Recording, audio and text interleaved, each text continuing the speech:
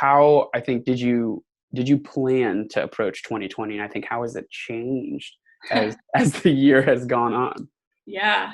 What hasn't changed, right? Right. So you're right. We sort of have two customers at VNN. We've got our school side of things, Mhm. which of course has an athletic director that's behind a school, and they have a bunch of coaches, and the coaches have players, and those players have parents and fans and community members that are rallying behind them. So we've got sort of that side of the business to solve for.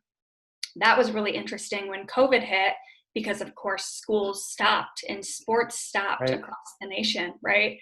So what we thought was, we expected to be a year of growth and growing our school base and increasing our user count and all of these things, we sort of were stopped like dead in our tracks Yeah. and had to sort of reanalyze, like, okay, where do we go from here, right? We don't know when sports are going to start back up. And even still in October, it's quite fragmented, right? You've got Yeah. some states who are full steam ahead playing sports. That's awesome. Everything's back and like great. We're really excited about that. And then you've got a lot of states who aren't doing anything, or maybe aren't even making a call until early next year or spring of 2021. Right. So we've had to be really strategic in sort of the geographic areas where we're focusing on that side of the business. And it really goes hand in hand on the same side for advertising. On each of the high school communication platforms, we've got local brands that advertise and promote their business on the athletic website. And it's a way to support the schools and actually be a fundraising effort for our school side of things too. In addition to local, we've got some regional and national campaigns. And then of course we plug in programmatic advertising when we can to help monetize that side of the business.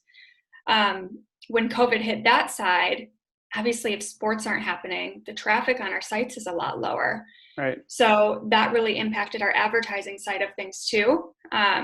We were able to, with diDNA, like take a step back from our programmatic side for sure and sort of reanalyze, like, now is a really good time to take another look at what our foundation is set up for programmatically and what's the best way to optimize that so that when things do go back to quote unquote normal, whenever that is, or when they do start to get back to some semblance of normal, okay, cool, we can hit the ground running. We've optimized our CPMs the best way we can. Maybe we've implemented some cool new programmatic spots that are really advantageous to publishers, but also work really well in integrated into our school platform.